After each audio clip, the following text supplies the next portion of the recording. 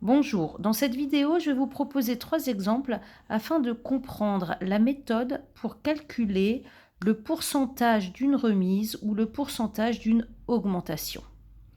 Pour cela, je vous propose comme premier exemple une veste qui coûte 100 euros.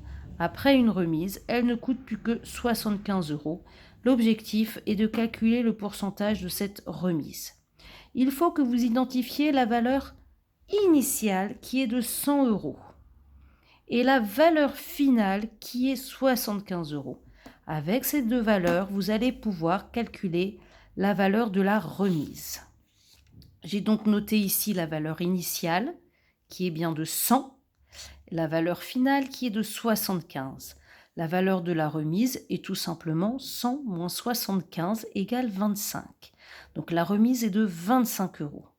25 euros, ça représente quel pourcentage de la valeur initiale, donc c'est-à-dire de 100. 25 euros, ça représente quel pourcentage de 100? On est d'accord que c'est 25%. Pour cela, vous allez utiliser cette formule. Donc le pourcentage de la remise, qu'est-ce que c'est? C'est la valeur de la remise, les 25, que je vais diviser par la valeur initiale, toujours la valeur initiale, et que je vais multiplier par 100.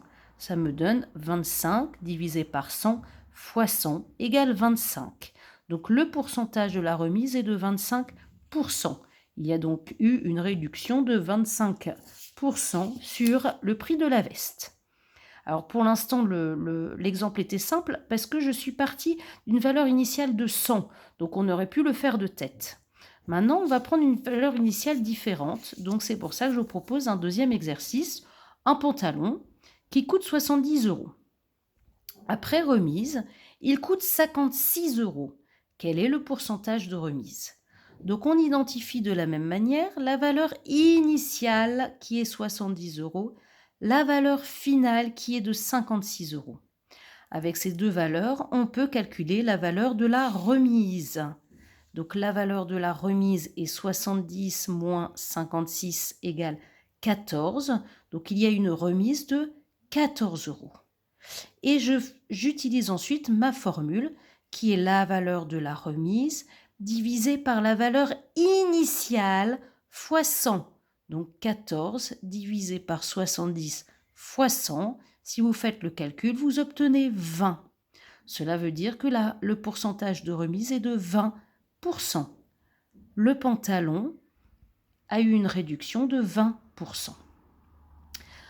Donc voilà, calculer le pourcentage de réduction, de remise, n'a plus de secret pour vous. Mais on peut aussi faire la même chose pour calculer le pourcentage d'augmentation. C'est pourquoi je vous propose un troisième et dernier exemple. Donc dans un restaurant, la pizza coûte 14 euros. L'année suivante, la même pizza coûte 14,70 euros. Et notre objectif est de calculer le pourcentage d'augmentation. De la même manière, je vais bien identifier la valeur initiale, puisque je vais toujours calculer mon pourcentage en fonction de la valeur initiale. Je vais identifier la valeur finale, puisque j'ai besoin de ces deux valeurs pour calculer la valeur de l'augmentation. Donc, j'ai bien noté la valeur initiale, 14 euros, la valeur finale, 14,70 euros. La valeur de l'augmentation, c'est donc 14,70 moins 14, qui est égale à 0,70. Effectivement, il y a une augmentation de 70 centimes.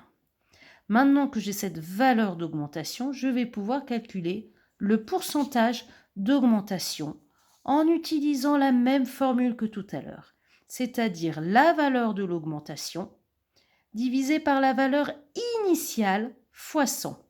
Dans notre exemple, ça nous donne 0,70 divisé par 14 fois 100. Et c'est égal à 5. Donc, la pizza a augmenté de 5% d'une année sur l'autre. Voilà, j'espère que ces explications ont été claires et que le pourcentage d'augmentation et de diminution n'a plus de secret. Bon courage!